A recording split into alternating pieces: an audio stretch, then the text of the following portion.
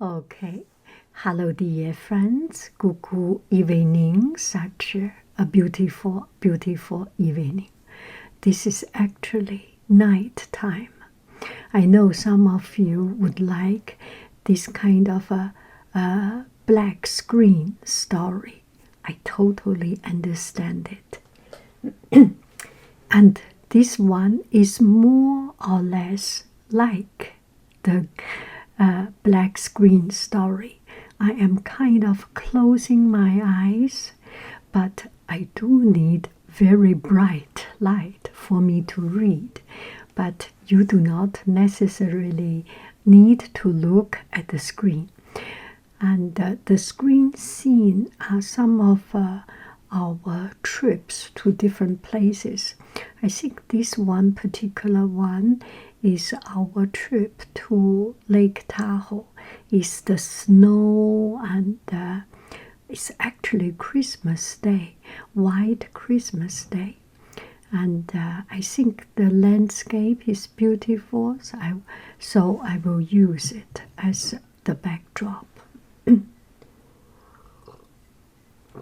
Allow me to have a cup of tea and a sip of tea, and you yourself prepare your tea also, okay?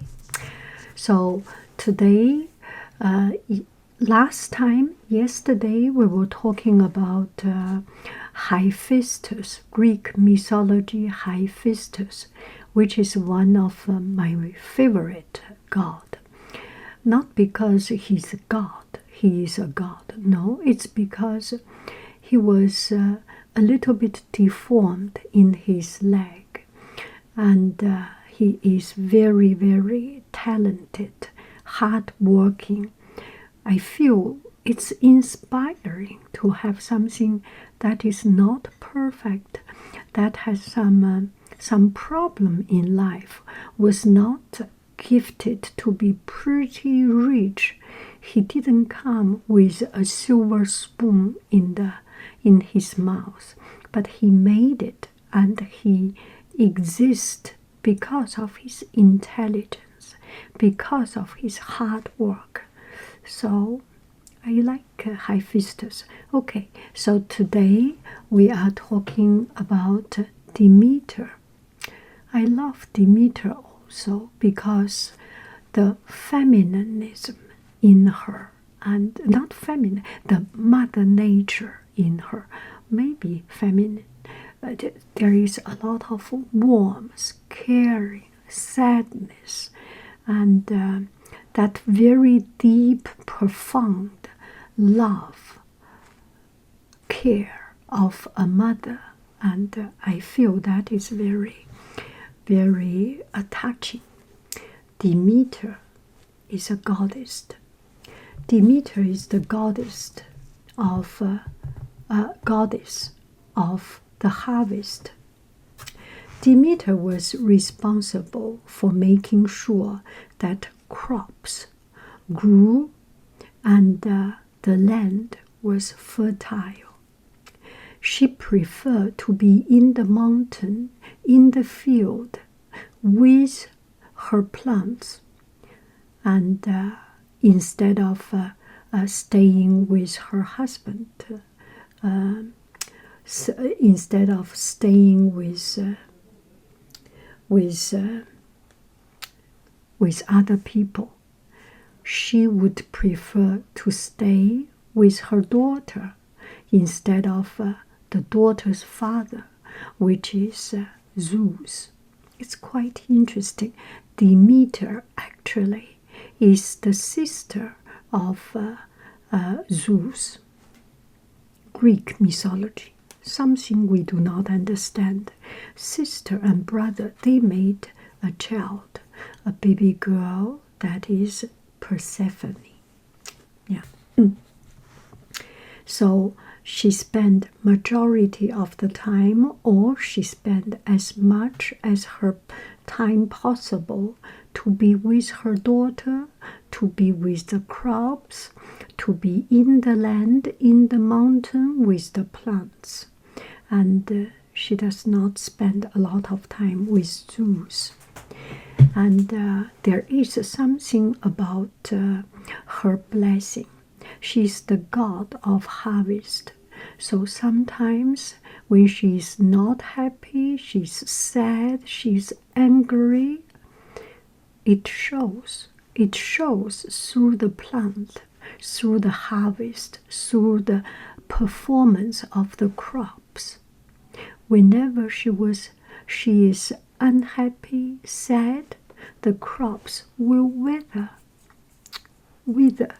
will become dried, will become thick, will become died.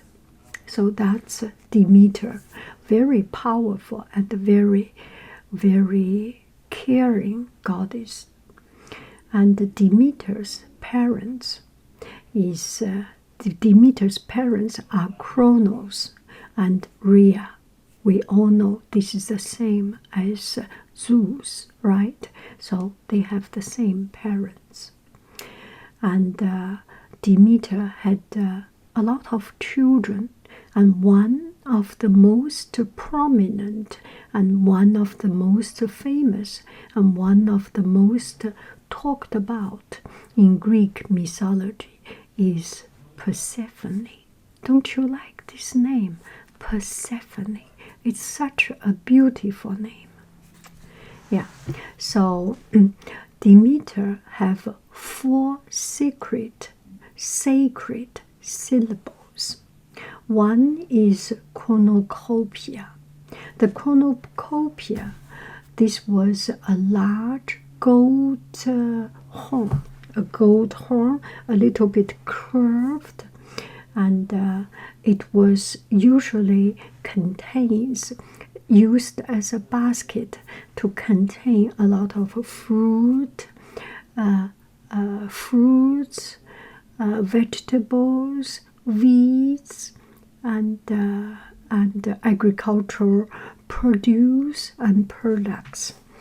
And in a lot of ancient painting, and especially in those Flemish painting, Dutch artist, very beautiful painting, and still life painting with abundant food and delicious things from the land, and just a very beautiful and expressive art topic.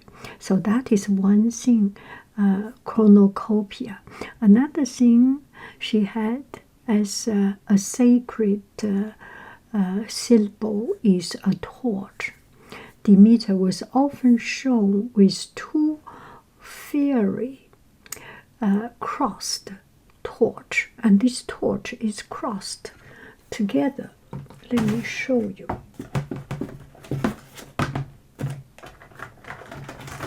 Something like this. Here there is fire, here there is fire, here there is fire, here there is fire. So it's crossed with the 4 ends having fire. So that is another thing that she had as a sacred syllable.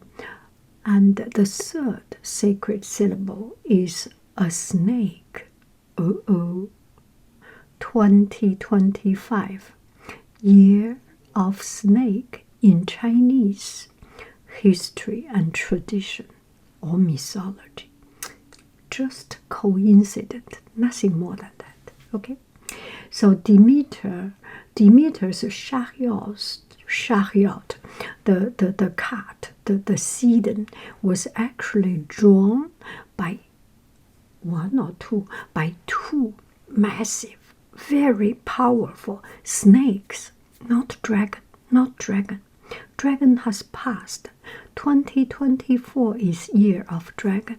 2025 is year of snake.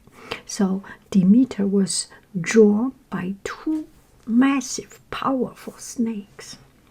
Okay, the last thing we must know is wheat. WHEAT, for making pancake, to make cake, to make souffle, to make bread, to make pasta, fettuccine, Lamborghini, spaghetti, yeah, all this.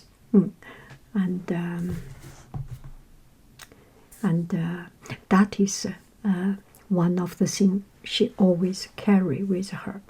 This crop was grown to make flour and bread. Demeter often held a sieve, a bunch, a basket, or a bundle of this wheat. So there are some ceremony. One of the secret ceremony Demeter was in charge or involved is a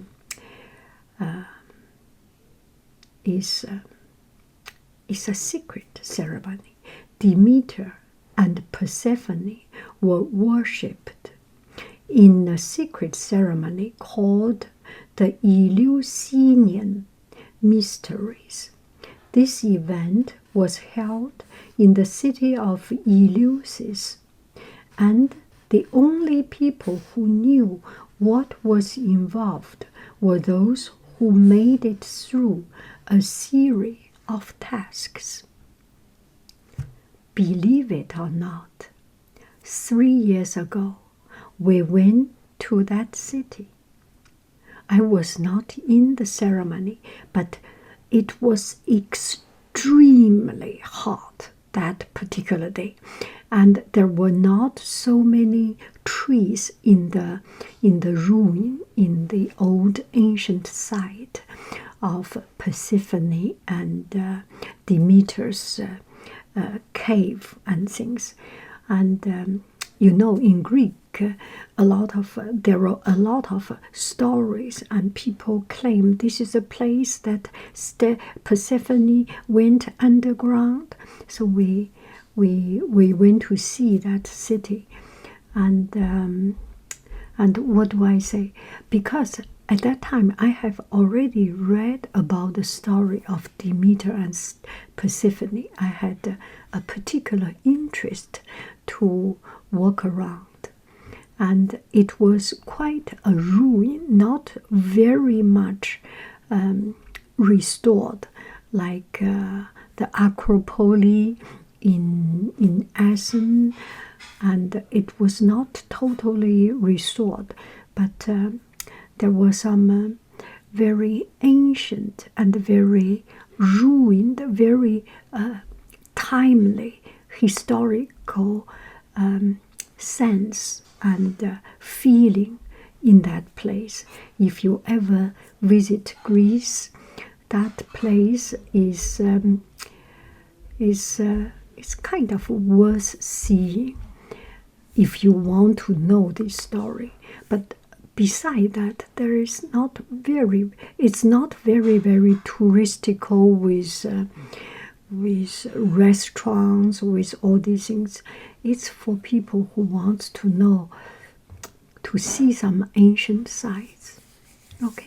Okay, that is about Demeter, and we will continue about the story of Poseidon. Okay, see you later, alligator. Okay, hello dear friends, good evening. So I was thinking this is only 13 minutes, and a lot of time you want to have a little bit longer time, right? So I will continue with Poseidon. Poseidon is a Greek god of the sea. Poseidon was the middle brother between Hades and Zeus. So Zeus was the last one. Hades was the first one, actually. He was married to the nymph Amphitrite. I do not know this one. Amphitrite, who was responsible for helping him keep the sea calm. Together they had one son, Trinton. Oh my goodness, there was a Trinton art museum in my surrounding. Who was the first merman, not mermaid, merman. Trinton was the first merman. He was a man with a tail of a fish. And Poseidon's parents are Kronos and Rhea. Children. Poseidon had many children, and one of the famous one, Bellerophon. Oh, I love this name, Persephone, Bellerophon. Today we are just, I love this name, Bellerophon, Bellerophon, and Orion and Pegasus. What a beautiful name, Pegasus, Palea, Polyphemos. I heard about this name, but I forgot his story. Trinton and many more. So Poseidon also have sacred symbols. The first one is horse. Poseidon was god of horses. He was god of the ocean, of the sea. How come he was the god of horses? And he often disguised himself as as a horse. That I didn't know. Trident. Another tool was trident. I think trident was, is that a tool made by Cyclops? Let's see. This was a 3-pronged spear Poseidon used to wield his power. Trident. 1, 2, 3. Trident. Something like it with three things. Trident. Okay, another thing he has is the sacred syllable is dolphin. As god of the sea, Poseidon was often accompanied by one or more dolphins. Another thing, the last thing about his sacred syllable is earthquake. Poseidon could cause earthquake by hitting the ground with his tridents. Imagine, not only tsunami, earthquake, tsunami, and typhoon and tornado, everything. Poseidon was very powerful. Okay, storm bringer. Poseidon is also a storm bringer because Poseidon ruled over the sea. Sailors prayed to him for protection, sometimes drowning animals as sacrifice.